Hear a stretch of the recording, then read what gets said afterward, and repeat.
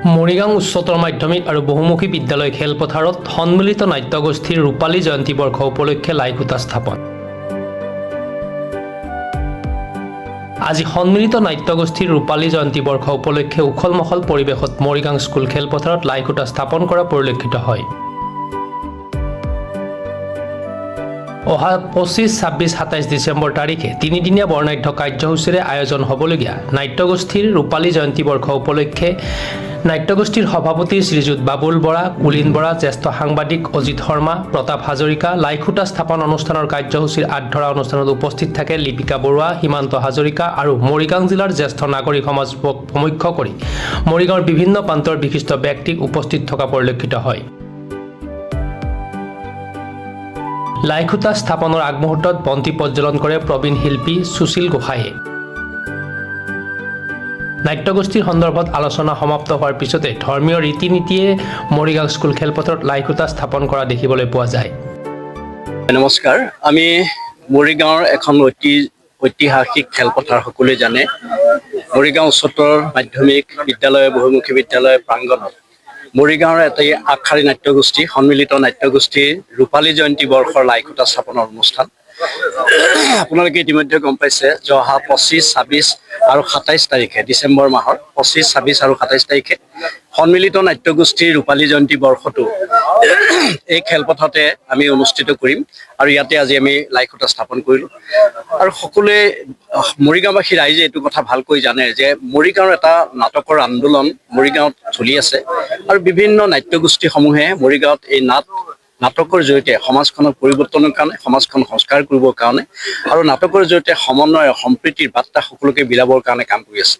সন্মিলিত নাট্যগোষ্ঠীও এক অন্যতম নাট্যগোষ্ঠী, যিটো নাট্যগোষ্ঠী আজি 25টা বছৰ ধাৰাবাহিকভাৱে নাট পৰিচালনাৰ জৰিয়তে, নাট মঞ্চায়নৰ জৰিয়তে এটা ভ্ৰাম্যমান আৰ্হিত এটা বিচিত্ৰ কলা কৌশলেৰে আধুনিক প্ৰযুক্তিৰে নাট কৰি আহিছে। আৰু ইয়াত আপোনালোকে দেখিছে এই নাট্যগোষ্ঠীৰ পৰা ভ্ৰাম্যমানৰ কেইবাগৰাকীও শিল্পীৰ জন্ম হৈছে। এই নাট্যগোষ্ঠীত অভিনয় কৰা বহু শিল্পীয়ে ভ্ৰাম্যমানে নহয় কথাছবি জগতত ভুমুকি মাৰিবলৈ সক্ষম হৈছে আৰু টিভি যিবিলাক চিৰিয়েল আছে চিৰিয়েলতো তেওঁলোকে অভিনয় কৰি আছে। আমাৰ লগত এতিয়াও তেনে 10-12 গৰাকী নাট্যগোষ্ঠী শিল্পীয়ে আমাৰ লগত এইবাৰ অভিনয় জগতলৈ আহিছে। গতিকে অহা 25, 26 আৰু 27 তাৰিখে অনুষ্ঠিত হ'বলগীয়া যি কাৰ্যসূচী, এই কাৰ্যসূচীত আমি তিনিদিনীয়াৰ বিশেষ কাৰ্যসূচী আমি গ্ৰহণ কৰিছোঁ। প্ৰথম দিনাৰ কাৰ্যসূচী আমাৰ ইতিমধ্যে প্ৰয়াত হেমন্ত দত্ত হয় নামৰ নাটকখন পৰিৱেশন কৰা হ'ব।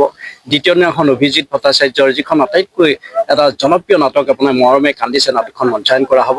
আৰু তৃতীয় দিনা আটাইতকৈ উল্লেখযোগ্য আৰু গুৰুত্বপূৰ্ণ কাৰ্যসূচী হৈছে শিশু নাট সমাৰোহ। এই শিশু নাট সমাৰোহত আমি গোলাঘাট, নগাঁও আৰু আমাৰ জাগিৰোড মহাবিদ্যালয়ৰ যিসকল শিল্পী এক্টিং বিভাগৰ তেখেতসকলে 3খন ভিন্ন ৰুচি নাট ইয়াত মঞ্চায়ন কৰিবৰ কাৰণে আগবাঢ়িছে। তাৰ বাহিৰে আমি মহিলাসকলৰ কাৰণেও বিভিন্ন কাৰ্যসূচী, শিশুসকলৰ কাৰণে কাৰ্যসূচী 27 তাৰিখৰ দিনাখন আমি ৰাখিছোঁ। আৰু আমি আশা ৰাখিছোঁ যে অসমৰ প্ৰথিতযশা ৰাষ্ট্ৰীয় পৰ্যায়ৰ এগৰাকী ব্যক্তি আমি ইয়ালৈ আমন্ত্ৰণ জনাৰ ইতিমধ্যে চিন্তা চৰ্চা কৰিছোঁ। আৰু প্ৰতি 3 দিনৰ নাট মঞ্চায়ন আগমুহূৰ্তত যি উদ্বোধন কৰিব তাৰ কাৰণে আমি বিশেষ নাট্য জগতৰ লগত জড়িত ব্যক্তিকে ইয়াত জড়িত কৰিবৰ কাৰণে তেনে ব্যক্তিৰ লগত আমাৰ ইতিমধ্যে যোগাযোগ চলিছে আৰু তেখেতসকল নিশ্চিতভাৱে কাইলৈ পৰহিলে আমাৰ কাৰ্যসূচী ৰূপায়ণ হ'ব। গতিকে মই আশা কৰিম যে মৰিগাঁৱৰ আগশাৰী নাট্যগোষ্ঠীৰ অনুষ্ঠানটো মৰিগাঁওবাসী ৰাইজে পূৰ্ণ সহযোগিতাৰ আমাৰ লগত আহিব আৰু এই অনুষ্ঠানটোৰ সহায় সহযোগিতাই নহয় নাট উপভোগ কৰি আমাক যিসকল কলা কৌশলী, যিসকল অভিনেতা অভিনেত্ৰী তেখেতসকলক উৎসাহিত আৰু উৎসাহিত কৰিব। আমাৰ শিশুসকলক আপোনালোকে জানে যে মোবাইল পিটিয়ে আমাৰ শিশুসকলক কেনে এটা অৱস্থালৈ লৈ গৈ আছে। এই শিশুসকলৰ মানসিক, শাৰীৰিক আৰু বৌদ্ধিক বিকাশৰ কাৰণেও এই নাটকৰ জৰিয়তে যে এটা বাৰ্তা দিব পাৰি সমাজখনলৈ, এনে বাৰ্তা আমি দিবৰ কাৰণে আমি চেষ্টা কৰিম। গতিকে আপোনালোকৰ সাংবাদিক বন্ধুসকলৰ আপোনালোকৰ জৰিয়তে সমগ্ৰ অসমবাসী ৰাইজ আৰু মৰিগাঁওবাসী ৰাইজত চুকে কোণে বসবাস কৰা, গাঁৱে চহৰে নগৰে বসবাস কৰা প্ৰত্যেকগৰাকী ৰাইজক আমি আহ্বান জনাইছোঁ, আহক এইখন মুকলিকৈ ইয়াত আপোনালোকে অভিনয় চাবৰ কাৰণে সুযোগ আৰু সুবিধা পাব। আৰু ভ্ৰাম্যমানৰ আৰ্হিৰে অভিনীত হৈ নাটকত আপোনালোকে মুকলিকৈ যাতে ইয়াত দৰ্শক হিচাপে উপস্থিত হৈ নাট উপভোগ কৰিব পাৰে তাৰ কাৰণে সকলো ধৰণৰ ব্যৱস্থা ইয়াত কৰা হ'ব। গতিকে আপোনালোকৰ জৰিয়তে মই সমগ্ৰ মৰিগাঁওবাসী ৰাইজলৈ গুহাৰি জনাইছোঁ। মৰিগাঁৱৰ পৰা বুবুনাথৰ ৰিপৰ্ট, প্ৰাতঃ টাইম ডিজিটেল।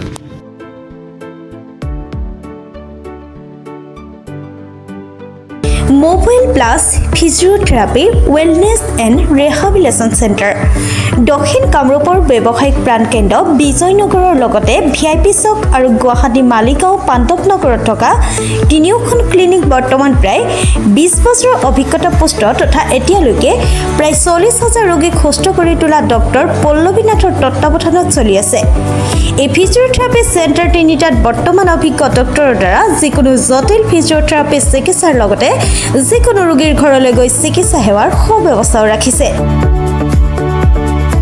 আমাৰ ঠিকনা mobile plus physiotherapy wellness and rehabilitation centre opposite Oparshali Bijoynagar SBI branch.